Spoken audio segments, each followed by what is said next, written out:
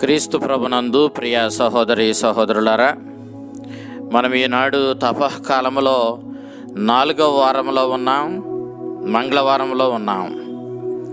ఈనాటి సువిశేషం యోహాను శుభవార్త 5వ అధ్యాయం 1వ వచనం నుంచి 16వ వచనం వరకు మనం ఆలకిస్తూ ఉన్నాం. యేసుక్రీస్తు అన్యులు నివసించే ప్రాంతానికి వెళ్ళాడు. అక్కడ ఆయన ఒక పక్షవాత రోగిని చూచాడు. అతన్ని, నీవు స్వస్థత పొందుకోవాలని ఆశపడుతున్నావా అని ప్రశ్నించాడు. 6వ వచనంలో ప్రభు అడిగిన ఈ ప్రశ్నను చూస్తూ ఉన్నాం. అయితే అతడు ప్రభువుకి స్వస్థత పొందుకోరుచున్నాడో లేదో చెప్పలేదు, కానీ తాను ఈ స్థితిలోనే 38 సంవత్సరాలుగా ఉండిపోవడానికి కారణం తనను ఆ కోనేటి నీరు కదిలినప్పుడు దానిలో దించడానికి ఎవరూ లేకపోవడమేనని ఇతరుల మీద అతడు నేరం మోపాడు. ప్రభువుకి అతని సమాధానం ఎంతవరకు నచ్చిందో మనం చెప్పలేం, కానీ ప్రభు మాత్రం అతని మీద కనికరం చూపించాడు. నిజానికి అతన్ని ఎవరో ఆ కోనేటిలో దించడానికి లేకపోవడం ఏమిటి? మనం మార్కు శుభవార్త 2వ అధ్యాయం 4వ వచనం చూసినప్పుడు, లూకా శుభవార్త 5వ అధ్యాయం 18-19 వచనాలు చూసినప్పుడు పక్షవాత రోగులకు సహాయపడే వ్యక్తులను మనం చూస్తున్నాం. వారు ప్రభు దగ్గరికి పక్షవాత రోగిని తీసుకొని రావడానికి ఆ ఇంటి పైకప్పును కూడా తీసి మరి ప్రభు ముందు ఆ పక్షవాత రోగిని దించినటువంటి ఆ ఉదంతాన్ని మనం చూస్తున్నాం. మరి ఇంతగా ఇతరులకు సహాయపడడానికి ఉన్నప్పుడు ఇతనికి ఎందుకు ఎవరో సహాయపడేవారు లేరు? మనం 14వ వచనం చూసినప్పుడు యేసుక్రీస్తు పక్షవాత రోగాన్ని ఒక వ్యక్తి యొక్క వ్యక్తిగతమైనటువంటి పాప ఫలితంగా వచ్చే రోగం అన్నట్లుగా అభివర్ణించడాన్ని మనం చూస్తున్నాం. సాధారణంగా వేరే రోగాలకు, వేరే సమస్యలకు ప్రభు ఈ విధంగా వ్యక్తిగతమైనటువంటి పాపానికి సంబంధం కలిగి ఉన్నట్లుగా మాట్లాడడం మనం 9వ అధ్యాయం 3వ వచనంలో పుట్టుగుడ్డివాడి విషయంలో వాడి పాపం వల్ల కాదు వాడికి గుడ్డితనం వచ్చింది, దేవుని మహిమార్థమే వచ్చిందని ప్రభు చెప్పాడు.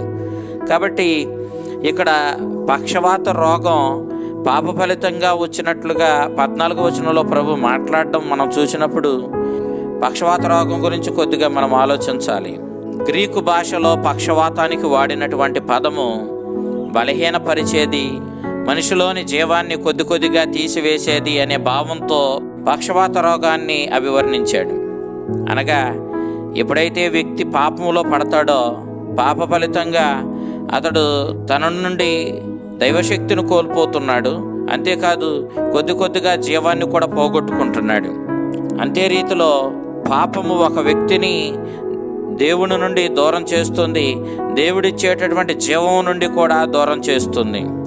కాబట్టి మనం పక్షవాతాన్ని అర్థం చేసుకున్నప్పుడు ఈ విధంగా దేవుని నుండి దూరమై దేవుడిచ్చే జీవాన్ని పోగొట్టుకునే వ్యక్తులకు సహాయపడగలిగిన వ్యక్తి ఎవరూ లేరు. ఇక అలాంటి పాపాత్ముడై దేవునికి దూరమై దేవుడిచ్చిన జీవాన్ని పోగొట్టుకుంటున్నటువంటి దయనీయమైన స్థితిలో బలహీనుడై పడి ఉన్నవాడిని ఆదరించగలిగిన ఒకే ఒక వ్యక్తి యేసుక్రీస్తు మాత్రమే. కాబట్టి ఆ ప్రభు అతని మీద కనికరం చూపించి అతనికి స్వస్థతనిచ్చినట్లుగా మనం చూస్తూ ఉన్నాం. ప్రభు అతన్ని లేచి నీ పడకను ఎత్తుకొని నడవమని చెప్పాడు. ఇప్పటి వరకు 38 సంవత్సరాలుగా ఆ పడక అతన్ని మోసింది. ఇప్పుడు అతడు తన పడకను మోయవలసిన వాడై ఉన్నాడు. ఇక్కడ తన పడకను మోయడం, తన జీవితానికి తానే బాధ్యత తీసుకొని బాధ్యతాయుతమైన జీవితం ఇక జీవించడానికి అతనికి ఇక ఏ అవరోధమో లేదని తాను పడకను మోయడం ద్వారా తన బాధ్యతను తానే మోసుకుంటూ బాధ్యతాయుతమైన జీవితాన్ని దేవునిలో జీవించవలసిన వాడై ఉన్నాడని ఇక్కడ ప్రభు సూచించాడు. పూర్వం ఇశ్రాయేలీలు 40 సంవత్సరాలు ఎడారి ప్రయాణం చేశారు. వాళ్ళు దేవుడు వాగ్దానం చేసిన వాగ్దాన భూమికి చేరుకోవడానికి వాళ్ళు 40 సంవత్సరాలు ఎడారిలో ప్రయాణం చేయగా, సంఖ్యాకాండం 14వ అధ్యాయం వాళ్ళు 38 సంవత్సరాలు వాళ్ళ యొక్క పాప ఫలితంగానే దేవుణ్ణి విశ్వసించని కారణం చేతనే వాళ్ళు ఆ ఎడారిలో అటు ఇటు తిరగాడవలసి వచ్చిందని అభివర్ణించాడు. ఈ పాపం వల్లే వాళ్ళు దేవుడు వాగ్దానం చేసిన ఆ వాగ్దాన భూమికి త్వరగా చేరుకోలేకపోయారు. వాళ్ళ అవిశ్వాసమే వాళ్ళను ఇంతగా ఇబ్బంది పరిచిందని మనకి సంఖ్యాకాండం 14వ అధ్యాయంలో స్పష్టంగా చూడగలుగుతాం. ఇక్కడ ప్రభు లెమ్మని చెప్పాడు. పూర్వం మార్కు శుభవార్త 5వ అధ్యాయం 41వ వచనంలో యాయిరు కుమార్తెను కూడా ప్రభు లెమ్మని చెప్పాడు.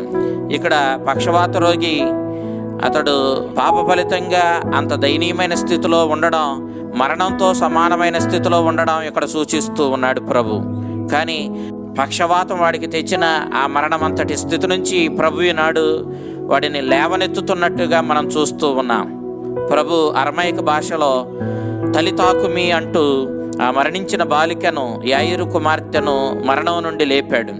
అంతే రీతిలో ఈనాడు అదే పదాన్ని ఇక్కడ యోహాను యేసుక్రీస్తు వినియోగించాడని చెప్పడం ద్వారా అలాంటి మరణమంతటి దయనీయమైన స్థితిలో పడి ఉన్నటువంటి ఈ పక్షవాత రోగిని ప్రభువు అతని శరీరాన్ని, ఆత్మను జీవంతో నింపి నడిపించాడని యోహాను మనకి ఇక్కడ స్పష్టంగా తెలియజేశాడు.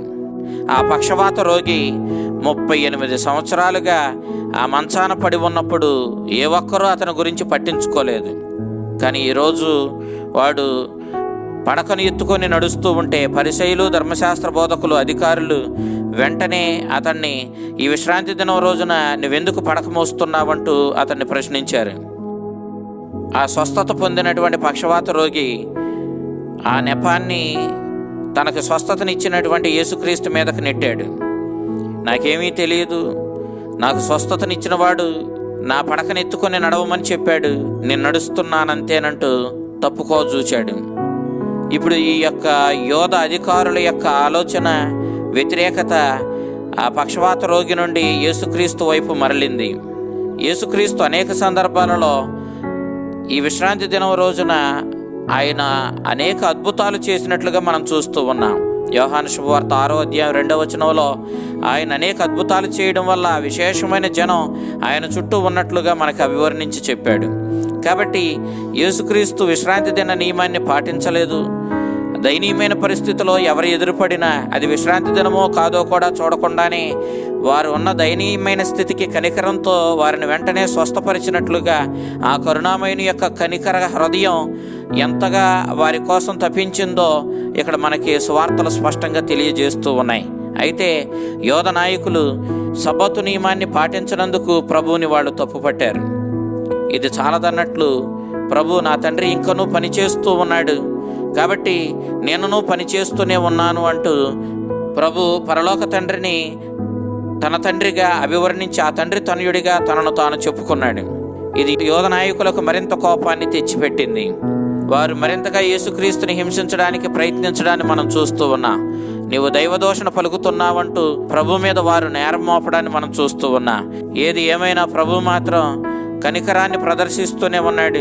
ఎన్ని శ్రమలు ఎదురైనా, ఎన్ని ఇబ్బందులు అతనికి ఎదురుపడినా అతడు మాత్రం ప్రేమను, కనికరాన్ని ఆపలేదు.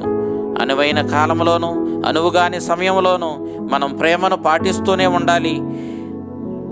ప్రేమను పాటించడం, కనికరాన్ని చూపించడం మానివేయడం అంటే ఖచ్చితంగా మనము స్వార్థాన్ని పాటించడమే, సాతానుతో చేతులు కలపడమే. కారుణ్యమూర్తి అయిన దేవుని బిడ్డలమైన మనము మన జీవితంలో అనుక్షణము ఈ కనికరాన్ని, ప్రేమను పాటిస్తూనే ఉండాలి. క్రీస్తు అదే పని చేశాడు.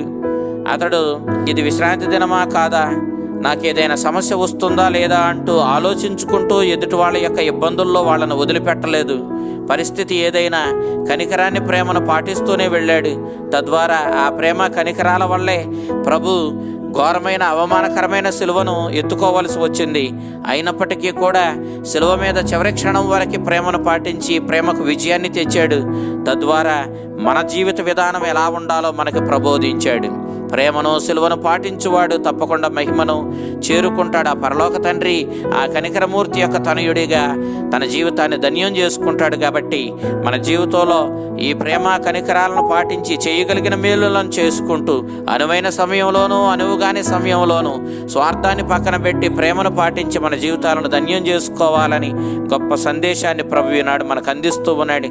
ఆ ప్రభు అందించిన సందేశాన్ని మన జీవితంలోని స్వీకరించి ఈ ప్రేమ కనికరాలను పాటించి మన జీవితాలను ధన్యం చేసుకుందాం. తత్ఫలితంగా దేవుడు మనకు అందించే ఆ పరలోక రాజ్యాన్ని, ఆ నిత్య మహిమను సొంతం చేసుకుందాం. ఆ చల్లని ప్రభు కరుణామయుడు మిమ్మందరిని దీవించి కాపాడునుగాక. ఆమేన్.